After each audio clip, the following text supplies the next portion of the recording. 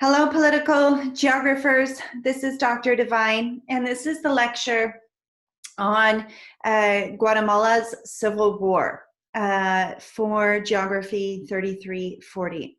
I hope that you're all doing well. This is a lecture that's near and dear to my heart because I have spent a lot of time living and working in Guatemala and Central America more broadly. So I'm excited to bring this history to the class and draw on some of my research experiences. And let's go ahead and jump into the lecture. I'm going to go ahead and share my screen with you here. So what you see here, folks, is a document that is found under syllabus, the syllabus tab on tracks. I keep getting questions from several students that are answered by this sheet that's available on tracks. It's the second document along with the syllabus underneath the syllabus tab. And what you can see here is that we have an overview of the lectures, the discussion board. Thank you to those who are posting on the forums, which is a discussion board. I'd like to see more students posting questions or comments or additional resources under the forums tab on our track site. Please do that if you haven't, and thank you to those who have and continue to do so. Today, we actually have a quiz based on the reading. You're welcome to either watch the lecture, do the reading, take the quiz. There's a lot more flexibility now that we're online versus being in class. You'll be getting an email today with instructions on how to take quiz 4. And I want you to also be keeping in mind that on 4/26 in 20 days, less than 3 weeks, your racial segregation analysis is going to be due. So please be doing some research and thinking about those 3 main historical factors you're going to identify as shaping the racial landscape that you describe in your paper. Okay, so here we are, week 11, Guatemala's Civil War. Here you have the reading that was assigned for today. And I'm going to go ahead and get us into the lecture itself. So here we are. This is a photograph I actually took while doing some language study in Guatemala. And it's a powerful picture for me because in many ways it illustrates both the faith and patriotism and pride of Guatemalan people, despite the fact that they're often living in really difficult situations. And of course, the poverty that characterizes this house is itself a reflection of the legacy of the Civil War. And so we're going to be talking about Guatemala's Civil War today. Some of the main learning objectives that I have for this lecture are to convince you to be thinking about not only space as an actor in social relations, but to understand that history lives in the present and continues to shape the present in ways that few people truly appreciate. William Faulkner famously said that the past is not dead, it is not even the past. What he means by that is that despite the fact that we often think about time in terms of a linear time frame or a linear scale in which A happens, then B happens, then C happens, and D happens, and of course A happened way back then in the past and is not related to the events of the present, that's not the understanding of history that we're working with.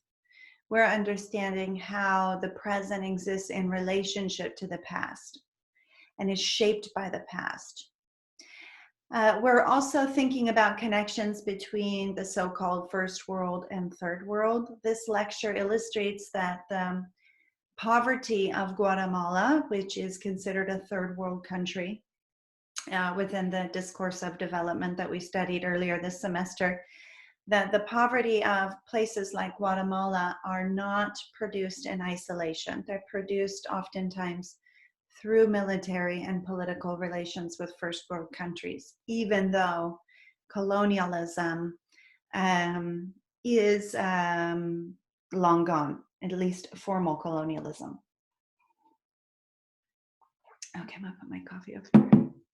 Okay, I want you to understand some of the historical roots of Guatemala's contemporary problems with drug trafficking, with crime, corruption, and the current migration crisis, which we're going to argue later in the class is actually a refugee crisis. We're going to be thinking about the roots of those present day problems. And the civil war in Guatemala goes a long way in explaining the contemporary situation the country finds itself in. We're going to be thinking about the United States and its role in producing these crises. We'll be talking a little bit today, but certainly later on in the semester, about the category of a refugee. Who is a refugee? How does a refugee differ from a migrant? We're going to be taking a look at some of the ups and downs of Guatemalan politics. And we want to understand that Central Americans have been fighting for centuries for a more inclusive, more equal, more democratic country and society. And I want to inspire you as US citizens, which means that our country has a deep intertwined connection to this past and the contemporary problems that face Guatemala. We want to be thinking about what we can do to make this situation better. And these are the goals, not just of today's lecture, but also of what we're doing on as a class on Wednesday, which is watching a documentary film. You're going to watch a documentary film called Granito, How to Nail a Dictator, and we'll be continuing these conversations later in the week. So that's where we're headed.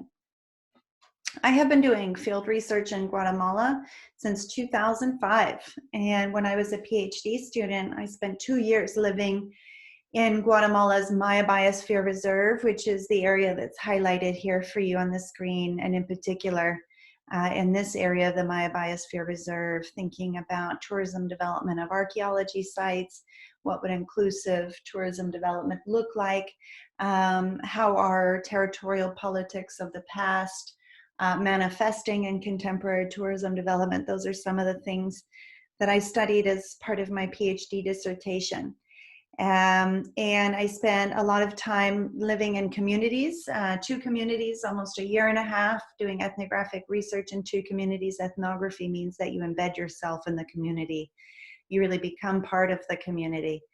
And this community where I lived, despite being integrated into the global economy for centuries, these places are pretty poor. And as I started out, you know, the sort of lack of drinking water and the lack of electricity that defines many of these villages is not a reflection of their lack of economic development. It's the type of economic development and the type of relationship these communities have had with the global economy that has produced some of the poverty and dynamics that I study in my research. And another part of Guatemala that I've spent some time in is this center part of the country here, down by Guatemala City, circled in red. This is sort of the colonial and area, the colonial history, the colonial architecture of Guatemala, as well as Guatemala City, home to 5 million people. Guatemala has, I think, some 20 million people. And what's unique about Guatemala is that half of Guatemala's population is indigenous Maya. And there are only 3 countries in the world, or in Latin America rather, sorry, not the world, 3 countries in Latin America that have an indigenous majority. That is Guatemala, Peru, and Bolivia. So Guatemala has a rich and diverse culture. Because of the plurality of Mayan peoples. There are 24 Mayan tribes, No, they're not tribes, Mayan communities, Mayan peoples. But the comparison with tribes or Native American tribes in the United States, I think, is useful because in the United States, Native American peoples, we have a diversity of Native American tribes and peoples that include, where I'm from, the Yakima, of course, the Cherokee, the Blackfoot, go on and on and on. So in similar ways, the Maya are differentiated by these ethnicities, these ethnic groups, like Native Americans in the United States. I want to return to this chapter of globalization's history because we're going to be thinking about sort of the deep roots of colonialism in Guatemala, and namely how colonialism produces one of the most unequal land holding structures in the entire world. In Guatemala and elsewhere, the experience of colonialism meant the dispossession of native peoples of their lands. And colonists took everything. And today, Guatemala has one of the most unequal land structures, land owning structures in the world. Something like 70% of agricultural lands are owned by 2% of the people. And this means that in a country like Guatemala, where you have many people who are farmers, especially Maya people who practice farming as a cultural practice, to have that inequality in land distribution is just, it produces a lot of poverty, and like that you're seeing in the images I'm sharing with you. But we're going to look at the colonial roots and this moment of sort of what's happening with the global economy, how Guatemala is inserted into the global economy. And then we're going to transition into this period of the New Deal. We've talked a lot in our class about how the Great Depression sort of ended the colonial era, and how the project of international development is a poverty alleviation project by first world countries in third world countries, which has also been a way for first world countries to retain some political and economic sway in those countries. That really characterizes, this is the period of development, right? The 1940s until the present. But we're going to start looking about this time period here, what colonialism, what free trade, colonial liberalism looked like in Guatemala, and then thinking about, you know, what was happening in Guatemala when the New Deal was happening in the United States after World War II, when there were all of these ideas about remaking societies and remaking markets. This story unfolds in Guatemala in really powerful ways. All right, so in the late 1800s, there was a series of non-democratic leaders in Guatemala, generals, dictators, non-authoritarian rulers. And one of the individuals who was president of Guatemala from 1873 to 1885, 12 years, was this man named Rufino Barrios. Barrios is a really important name in Guatemala today because that's the name of the largest port in the country. Let me just take you back really quickly here. Here's Puerto Barrios today. This is the largest port. There's another one here. But this port is basically what takes everything from Guatemala up to the United States and to Europe. Okay, so this is the main port named after that guy, Puerto Barrios. Rufino Barrios, Puerto Barrios is named after him. And he was a big coffee guy. He really bought into that moment, that idea of the liberal economic theory, free trade, the global economy. He really believed that Guatemala's development path was to continue to export some of the basic primary commodities that the country had been exporting since the beginning of the colonial era: coffee, fruit, right, minerals. And And he was followed by another sort of long, a leader who was in charge for a long time, this guy named Ubico. And Ubico was elected, he was another sort of leader with this same mentality. And he was elected in 1931 when he was the only candidate. So to give you an idea of sort of what democracy had looked like in Guatemala, even after the country got independence from Spain. It was not democratic. And like Barrios, he continued to give foreign companies, because foreign direct investment is sort of another key tenet of economic liberalism, this idea of selling basic commodities to the global market, engaging in free trade, right? He very much believed in foreign direct investment and allowing foreign companies into the country. And one of the largest foreign companies at that time in Guatemala was the United Fruit Company. Indeed, the United Fruit Company owned more agricultural productive land than any other landowner in the country. The largest landowner in Guatemala in the 1930s was a foreign company, right? And basically, this system of foreigners controlling fruit companies, controlling companies that exported basic commodities, all of that system that was very much a continuation of the same system of extraction by foreigners, the extraction of resources and wealth of Guatemala by foreigners, and of course the elites in the country getting a slice on as the profits leave. That system came under question in Guatemala and around the world. The belief in free markets, the belief in comparative advantage, you specialize in coffee and bananas and buy back everything else you need on the global market. In the United States and in Guatemala, those policies came under question. And ultimately, Ubico is removed from office in a pro-democracy uprising in 1944 that is called the Democratic Spring. So Ubico is ousted in 1944 and the Democratic Spring begins. And what did Guatemala look like under Barrios, under Ubico?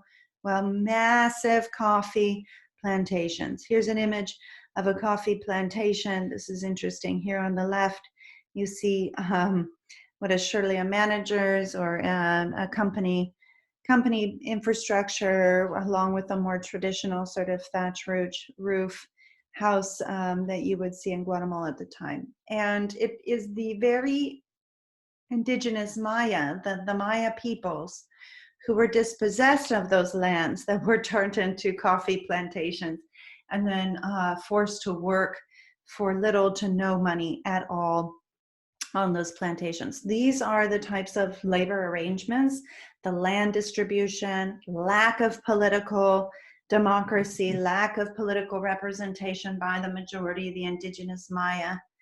And these were the conditions that led to the Democratic Spring and the uprising in 44 that overthrew that old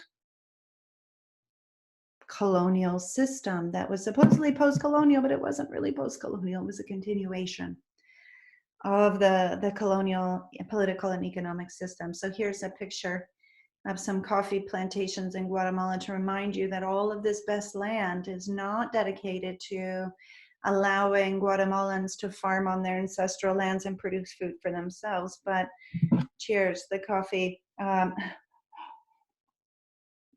don't know if this coffee is from Guatemala, but the coffee that you have seen from Guatemala, certainly in the supermarkets and coffee shops where you buy coffee. So the United Fruit Company, a banana company, now Chiquita Bananas, was the largest landowner in Guatemala at the time. And what you see here, interesting in this picture, is the connection to the railroads. Not only did the United Fruit Company own all of the land, it also owned all of the basic infrastructure, a large share of the basic infrastructure of Guatemala. It had a near monopoly on the railways. Barrios, basically that guy, Barrios, in the late 1800s, he's the one who let United Fruit come in, gave them so much land, gave them control over the railroads if they promised to build the railroads to Puerto Barrios and build Puerto Barrios and name it after him. So he was the one who basically opened the door or the port for the United Fruit Company to create basically a private railroad system that it owned in the country to get those bananas to port and then to the United States. The United Fruit Company also owned telecommunications and was paying near nothing in taxes. Here's a historical picture of the United Fruit Company's warehouses at Puerto Barrios in Guatemala. And working conditions were horrible, despite the fact that this company produced immense wealth. And so it was this system of exploitation, of foreign ownership, of the lack of political representation, inequality, economic inequality that led to the Democratic Spring. And the first president of the Democratic Spring was a man named President Arevalo. And he was followed by a man with a similar mission and view, Jacobo Arbenz, who is going to be the focus of our lecture. Jacobo Arbenz, who was president of Guatemala from 1951 to 1954. And remember, this is called the Democratic Spring because this was the first time that Guatemala had a democratically elected president since the country had been founded. And it would be the last time that Guatemala had a democratically elected president until 1996. That is why it's called the Democratic Spring. Now, Jacobo Arbenz, what he did that sealed his fate in terms of the United States, which had a powerful lobby on the part of the United Fruit Company, not a powerful lobby of the United Fruit Company on the US government. The United Fruit Company was part of the US government. And those individuals who occupied positions, both representing United Fruit, making money off of United Fruit, and had positions in government, played both of those positions at the same time. They leveraged, I'm arguing that the United States government leveraged its power. Individuals within the US government leveraged their power within the US government to protect their business interests that were linked with United Fruit by using the US military and the CIA. So that is the story that we're going to look at here over the next couple of minutes. And what Arbenz did so fatefully in 1952 that earned him the wrath of the United States was Decree 900 that you see here. This is a mural in the United States. Now, Decree 900 passed by Arbenz was land reform. Land reform means that the government of Guatemala purchased land from the largest landowners and then redistributed that land to peasants in order to address the colonial legacies of plantation coffee, haciendas, latifundias. And land reform has happened in every single Latin American country, with the exception of Guatemala. And we're going to talk about the story of what went wrong. And I think maybe Brazil also has one of the most unequal distributions of land ownership today, which is a direct reflection of its history of being a giant sugar plantation during colonialism. Okay, so back to Guatemala. Arbenz, he was inspired by the New Deal. And he knew that if Guatemala was truly to develop, was truly to break the chains with its colonial past, that land reform was critical to getting the masses out of poverty, especially in a country where 50% of the people are Maya and practice subsistence agriculture as part of their cultural reproduction and cultural livelihood. So what Arbenz did was, through Decree 900 in 1952, the Land Reform Decree, what he did was he did purchase lands that the United Fruit Company was not using, just holding in their huge land ownings. He purchased that land. He says, you keep your plantations that are active, but I want to purchase land from you, and I'm going to redistribute it to 100,000 peasants. And that's what he did. And basically, because of this land reform, which has been implemented across the world, he was labeled a communist by the US government, aligned with the United Fruit Company. So what I'm going to ask you to do is to pause this video, and I'm going to ask you to follow this YouTube link, and I want you to watch the first 15 minutes of the film When the Mountains Tremble. I'm going to tell you a little bit about that film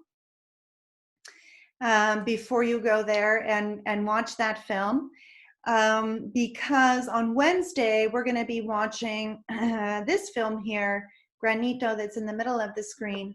And so I want to tell you just a background, a little bit of a background on these films. So the film When the Mountains Tremble, that was made in 1902, was made by filmmaker Pamela Yates. And she was a young, early 20s woman, younger than some of you in our class, who was an aspiring documentary filmmaker. She had just made one film before, and she went to Guatemala to film a hidden war. By 1982, Guatemala is going to be in a civil war, and we'll get there in terms of the chronology of the country's history. But the first 15 minutes of this film give you a little bit of this background of United Fruit and the ways in which the U.S. Government, through its ambassadors and through the Dulles brothers, were beginning to concoct this story that Arbenz was a communist, even though he was not a member of the Communist Party that existed around the world at that time. And I want you to take a quick pause and to watch the first 15 minutes of that film. Okay. So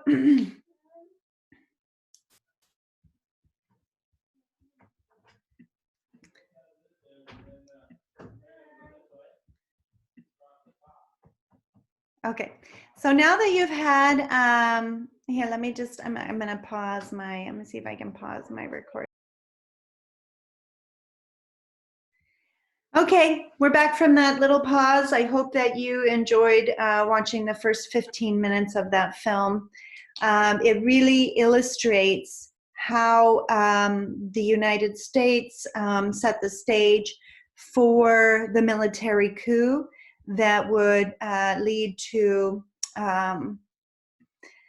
Arbenz being thrown out of power, unfortunately, for the course of Guatemalan history. Okay, so let me just go back. Sorry about that. So you just watched the first 15 minutes of When the Mountains Tremble. I would encourage you to watch the whole film if you can. But also remember, on Wednesday, we're going to be watching this next film about Granito. Okay, and here is where we're headed, folks. Unfortunately, the U.S. government, through the CIA, orchestrates a coup to overthrow democratically elected President Arbenz in Guatemala after he passes the Land Reform Bill of 1952. The CIA intervenes in Guatemala, plans the coup, finds a member of the post-colonial elite who has lost in this transition, who's unhappy with Arbenz because he was a member of the old system, recruits that man Armas, who you saw in that clip coming into Opalaca when the CIA is saying, hey, we've got this new plan to get this president out and we want you to lead it. That was Armas. Armas is put into power with the help of the United States, And the Guatemalan Civil War begins because Arbenz supported the people who had 10 years of taste of freedom in Guatemala and democracy were not going to return to a military dictatorship. And that's exactly what followed after the military coup sponsored by the United States, the removal of Arbenz and the installation of Castillo Armas. And the Guatemalan Civil War begins in 1960 and it goes for 36 years. And the war ends in 1996. And in the 1980s, it's the bloodiest, most difficult period of the war. And that's exactly what this film captures that you watch the first 15 minutes of.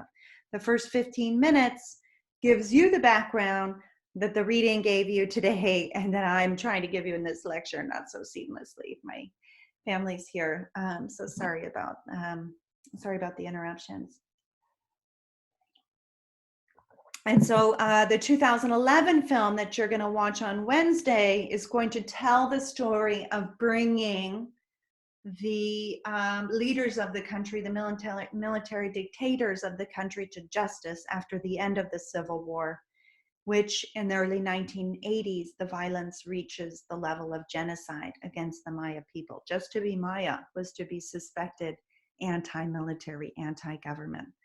And that's where we're headed in terms of Wednesday and that story. So let's go ahead and go back to this moment of the 1950s and how the United States is preparing to stage a military coup in Guatemala to protect the wealth and land rights of the United Fruit Company. You're asking yourself, why would the US government be so interested in protecting United Fruit? Well, the United Fruit Company was the US government.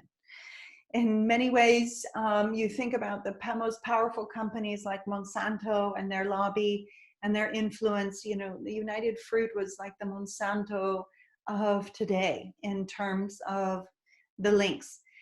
For example, John Foster Dulles. He was the Secretary of State. Secretary of State. He was the primary principal lawyer of the United Fruit Company, chief lawyer. His brother was running the CIA, head of the Pentagon, was also a lawyer at United Fruit and one of the company's largest shareholders. John Moore Cabot. He was a shareholder of United Fruit and happened to be Assistant Secretary of State for Inter-American Affairs, again, the State Department. Thomas Dudley Cabot, he was Director of International Security Affairs at the State Department, former President of United Fruit Company, running international security in the State Department. Cutler, head of National Security Council, former chairman of the board. John McCloy, president of the World Bank at the time, board member of the United Fruit Company.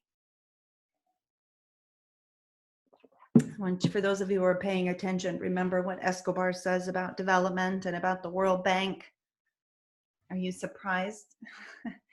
All right, let's move on. So you have to understand that the US government wasn't just hoodwinked by this discourse of communism and the fear of communism in the 1950s, which was at its zenith, at its height. There were a lot of people who had financial interests in the impacts that Arbenz's reforms would have on the United Fruit Company, even though it was one of the wealthiest companies in the world. I guess enough, there's just never enough, is there? So here's a picture of John Foster Dulles with President Eisenhower. Remember that John Foster Dulles was Secretary of State, so for, basically foreign affairs.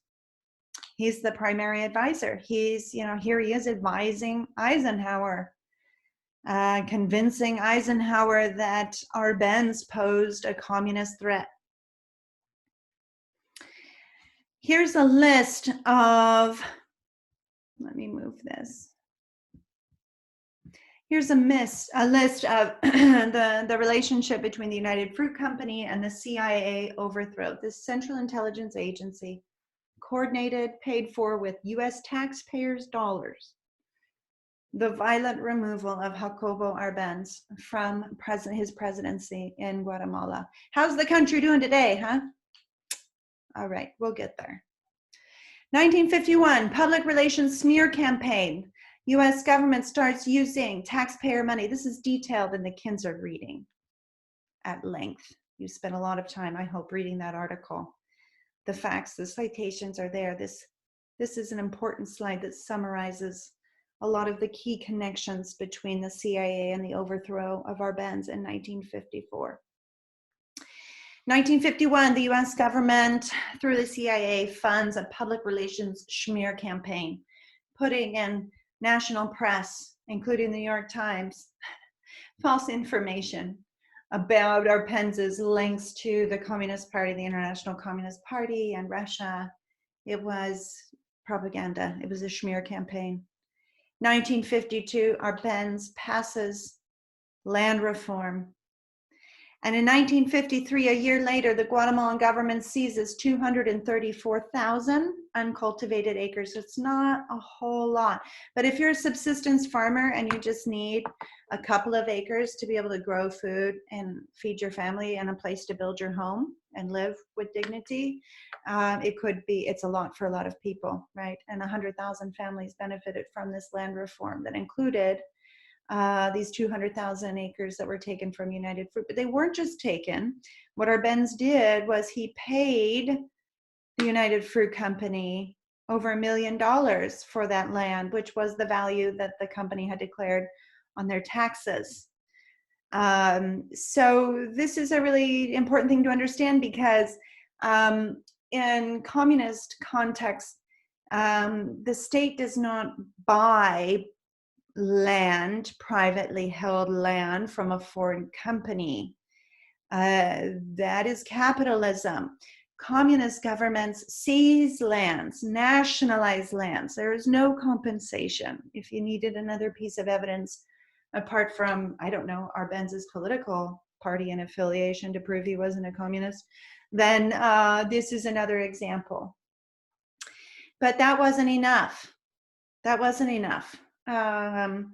And what happens is then the Dulles brothers and all of these people that I just ran through, with their 1 foot in the US government and 1 foot in the boardroom of the United Fruit Company, and the UFC definitely in the back pocket, they convinced Eisenhower to use the finances of the American people, of the US government, and the work, the time, the energy, the intellect of the CIA to create Operation Success in 1953. Operation Success, $4.5 million, a plot to overthrow Arbenz. And Operation Success, the headquarters are in Opalaca. You saw a reenactment of that meeting in Opalaca between CIA officials and Castillo Armas, the colonial elite who was picked to lead this and give it a sort of legitimate Guatemalan face, right? So Castillo Armas was chosen as the rebel leader. And the United States uses its military bases in Honduras to basically hire people, Hondurans, Nicaraguans, to come and work as mercenaries, right? People who are not working because out of patriotism or love for their country, they're being paid as soldiers. This also includes some Guatemalan exiles who lost prestige and power with the Democratic Spring and the end of those authoritarian rulers. And these soldiers are sent to Florida, Honduras for training to engage in this military coup. At the same time, the CIA is using its radio communication capabilities in Opalaca to circulate a radio transmission of misinformation in Guatemala, pretending that they're in Guatemala. They call it the Voice of Liberation, and pretend to be sort of all these rebels, these people who are coming, who are spontaneously rebelling against Arbenz and saying that Arbenz leadership is threatened. Another sort of campaign of misinformation. And then the bombing starts.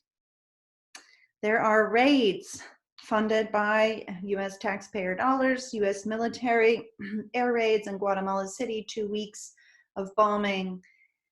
Eventually, it becomes clear to Arbenz and the Guatemalan army that they are not going to be able to defeat the United States of America. And Arbenz goes into exile into Mexico. And in 1954, the military dictatorship of Castillo Armas begins. And from 1960 to 1996, the 36 years civil war of Guatemala, the United States government provides hundreds of millions of dollars to the Guatemalan military to engage in civil war, which includes the period of the 1980s when the war reached genocidal levels during what is now infamously known as the Scorched Earth Campaign. There were 200,000 people who were murdered during the Civil War, and that includes, as I mentioned before, civilians, particularly Mayan civilians who were targeted as guerrilla sympathizers during the war. And what happens with the story that's critical for you to understand is that 1944, 1954, the Democratic Spring, 1954, return to military dictatorships following the CIA-led military coup, funded coup. And basically, there were many people, students like yourselves, but also workers and teachers and Catholic catechism groups who felt like they had exhausted democratic channels to reform their country. And they felt that they had no other option. After those democratic options had been eliminated with the military coup, they had no other option but to take up arms. And so in the early 1960s, there are multiple guerrilla groups that take up arms and began to fight the military dictatorships in Guatemala. So one is the Guatemalan Army of the Poor, the Organization of People in Arms, and the group that I've done some research with, the Armed Rebel Forces.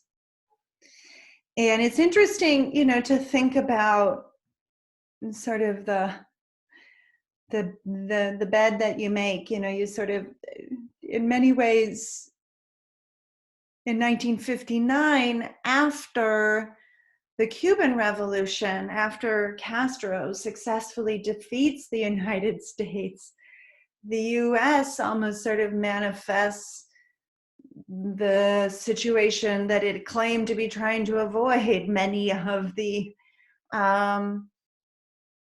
insurgencies, the people who rose in arms against the Guatemalan government did at this point, although Arbenz did not have, the Cuban state was not even existing. There were no connections. By the time the 1960s come around, Cuba does indeed become a very powerful model for both resisting US neocolonialism and also of an alternative government, an alternative life than the military dictatorships that were in bed with US companies throughout Latin America.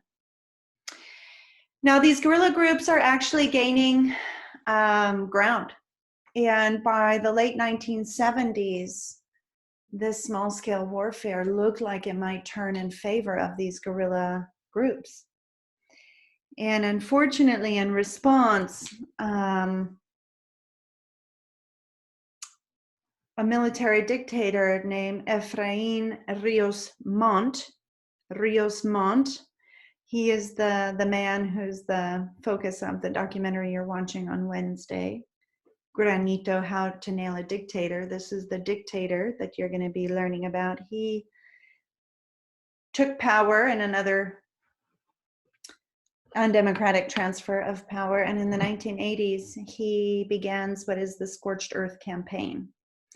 And he argued, drawing on already existing sort of political warfare techniques, that you had to beat the guerrillas, to beat the armed fighters, you had to remove the water from the fish. You had to remove the civilian support base that was giving these guerrilla fighters food or telling them about the whereabouts of the military. And what he did, this man, Rios Montt, was he created a special forces that were trained by the Green Berets and also the Israelis, drawing on their experiences in Vietnam. And he created the Caibiles, the special forces that engaged in these genocidal attacks on villages in Guatemala. And what does this mean? Well, the Scorched Earth campaign, this is so tragic, it's heartbreaking. It meant that there were 423 villages that were wiped off the map. The soldiers came in, they killed all of the men, women, and children. And just, you can't even imagine the stories of what they did, cutting out babies from women's bellies, and, just mass widespread rape and enslavement as a tool of warfare. They burned down all of the houses, they killed all the animals, they burnt the crops. They basically, scorched earth, wiped out an entire community 426 times. 426 villages were wiped off the map. And this is when the war reaches genocidal proportions in Guatemala. And the military also used a tactic of disappearances, which you're going to learn about on Wednesday. This is part of the 200,000 people that were killed, civilians that were killed. And these disappearances meant that basically, any student who was a member of a progressive organization, if you're a member of the Catholic, like a Catholic student organization, or even these sort of rural priest-led catechism groups, if you were involved with unions, if you were political dissentee, then if you were dissenting politically in the country, you could be disappeared, which meant that the state would just come in, the army would come in the middle of the night. You would never be seen again. You would be tortured, you'd be dismembered, you'd be dumped, but your family never knew what happened to you. So this tactic of disappearing people was part of this violence of the Guatemalan Civil War.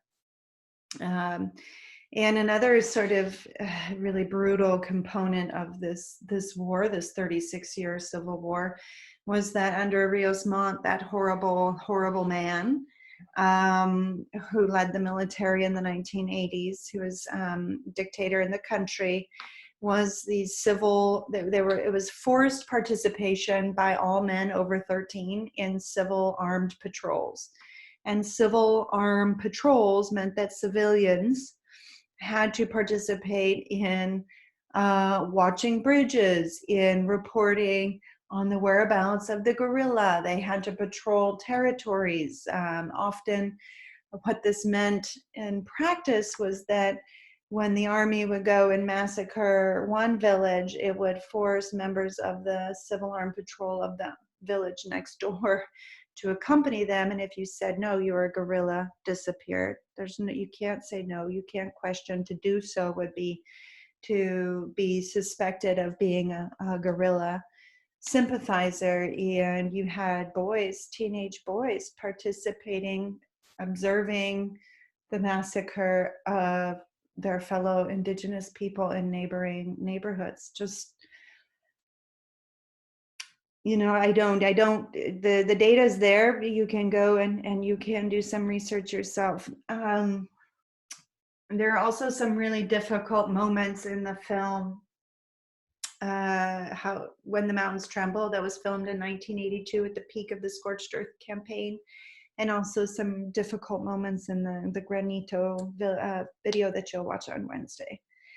But it's nothing compared to the details that I have read and have been collected by the United Nations and the Catholic Church in their historical reconciliation efforts. In addition to 200,000 civilians being murdered, 1 million refugees were displaced both within Guatemala and leaving Guatemala. This is a picture of a refugee camp in Guatemala, or in Mexico. Now, sort of planting a seed for where we're going to head later in the semester. You know, I want you while we're sort of here and while you're thinking about this particular war in Guatemala, it's important that you remember that at the same time, the US government is providing the money to inflict this violence, the training, the bullets, the shoes, the helicopters. While the United States is funding this violence, the United States is denying refugee status to these Civil War refugees. This is the moment when Central American migration starts to uptick in large numbers to the United States. Central American migrants have always, a big portion of them, been refugees who have been mislabeled as migrants. These are not people choosing to leave Guatemala because they want to get a job mowing lawns at a higher wage, or taking care of my parents or your grandparents. These are people who are leaving because they have no choice. So they meet the definition, the legal international definition of a refugee, but the United States denied them refugee status because the United States was contributing to the violence that was producing the refugee flows. All right. Well, this woman here, Rigoberta Menchú, she's a protagonist. You saw her in that video clip that you watched of When the Mountains Tremble. And she goes on to become the first Indigenous woman to win the Nobel Peace Prize in 1992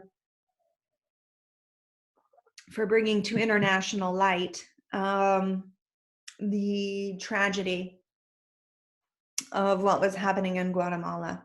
So this is Rigoberta Menchú. She returns to Guatemala and she begins the work that's covered that tries to prosecute that man, Rios Montt, for war crimes, for genocide in the 2000s. So you're going to have a great story on Wednesday where justice, can prevail and does prevail. And justice is something that Guatemalans have been seeking and continue to seek today. My first day in Guatemala in 2005, I went to the National Palace, and what did I see but thousands of Mayan widows and women protesting the disappearance of their husbands 20 years before. So the Guatemalan Civil War ends in 1996 with the last of 11 peace accords on a firm and everlasting peace. But unfortunately, the peace accords did not resolve the problems of poverty, land inequality, racism, violence within the state that caused the Civil War. But in reflection, the Catholic Church and the United Nations did a historical reconciliation project and concluded that the Guatemalan state was responsible for 93% of civilian deaths. Since the end of the Civil War, the fight for justice continues. As part of this reconciliation, a lot of people believe that Guatemala cannot truly heal from the Civil War until the architects of Civil War violence, like Rios Montt, are brought to justice. And that quest continues today. And unfortunately, we're in a moment in which the progress is sliding back. I'll finish with that just in the next couple of minutes. So When you watch the film on Wednesday, Granito, How to Nail a Dictator, that film is nominated for an Academy Award for the best investigative long-form journalism film. But that's published in 2011, and it details the efforts to bring Rios Montt to justice for genocide in the International Criminal Court in Spain. And that effort ultimately fails because while the International Criminal Court tries to extradite or to take Rios Montt out of Guatemala so that he can be tried in Spain or The Hague in the Netherlands, this is where war crimes, international war crimes are prosecuted, the Guatemalan government refuses to extradite Rios Montt. But then there's an amazing shift of events in Guatemala in 2013. This really amazing woman named Claudia Paz y Paz becomes Attorney General in the country. Attorney Generals are not appointed by presidents. And so there's a lot of political distance, and this Attorney General basically makes it possible within Guatemala for Rios Montt to be tried for genocide in his own country, in the Guatemalan court system. So what we are doing right now is finishing up and thinking about what's going on in Guatemala. The long and the short of it, folks, is that this is another film that Pamela Yates has done. And I'll talk about it a little bit on Wednesday when I give you an introduction to the film. But Rios Montt is tried in Guatemala in 2013 after the international case dwindles to basically stopping and not moving forward. He's then tried in Guatemala in his own court, and he's found guilty. And I will provide a link to some of the coverage of that moment. It's really powerful. So Rios Montt is found guilty of genocide in Guatemala, and then 10 days later, the conviction is overthrown on a technicality. The powers that be, they exercise their power to find some excuse, some T that wasn't crossed, some I that wasn't dotted, some paperwork that wasn't filed, and they argue that the conviction is overturned and that the entire trial of 2013 needs to happen again. That never happens, and Rios Montt dies in his beautiful home, an old man on house arrest. But for many Guatemalans, getting that 2013 conviction of Rios Montt was super powerful, and that was enough. The United Nations established in this moment, in sort of 2013, 2014, 2015, the Commission Against Impunity in Guatemala. What is impunity? Impunity is breaking the law and getting away with it, which is what powerful people have done in Guatemala since the colonial era. Impunity is what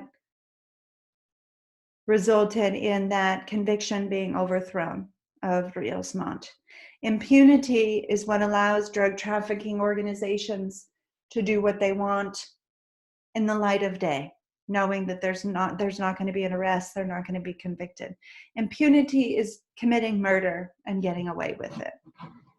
Impunity is what the Commission Against Impunity, the International Commission Against Impunity, La Comisión Internacional contra la Impunidad en Guatemala, the abbreviation is CICIG, CICIG. You can just call it the Commission Against Impunity in Guatemala, led by the United Nations. They have done amazing things, including an investigation that led to the removal of this man, Oscar Perez Molina, from the presidency in 2015. This guy was number 2 under Rios Montt during the genocide. He was elected president in Guatemala in 2012.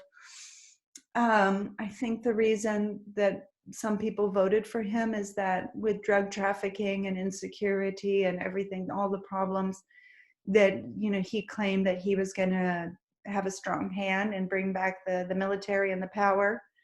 So he was running a huge corruption ring, and CICIG basically found out, and the Guatemalan people went to the streets and had him removed.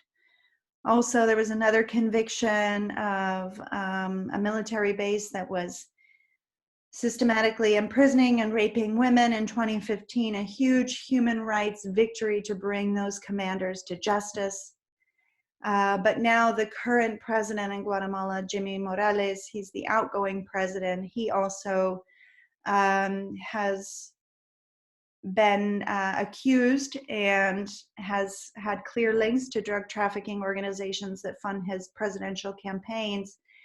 And he has thrown out the CICIG organization from Guatemala. So basically, the current president of Guatemala ended the United Nations efforts to address corruption, to address impunity, after they started to find some links between his campaign funding and drug trafficking organizations. And unfortunately, with this sort of return to these presidents who are very undemocratic, and there's been a lot of violence against people protesting mines in their ancestral lands and protesting basically, ranchers coming into forests, and right now it's a really, really difficult time in Guatemala and Central America because of these dynamics that we have been talking about. Okay, folks, so I'm just finishing up this lecture for 3340. Hi, Zoe, I see you there. This lecture is being taped. I'm going to post it on Tracks, Zoe, so you can find it there, even though I see you're just logging on now.